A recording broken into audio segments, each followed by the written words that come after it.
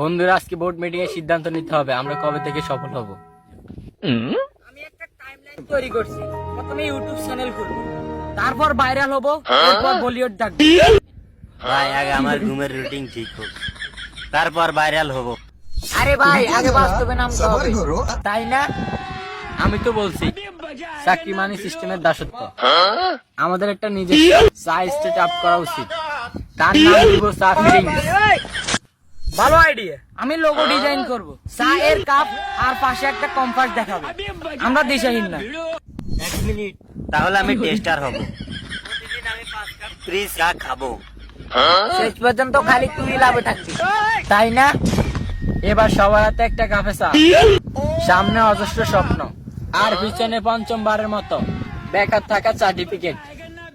ভাই, এই টেবিলে এক নেটফ্লিক্স সিরিজ হবে, তার নাম আলসেমির অলিম্পিক্স।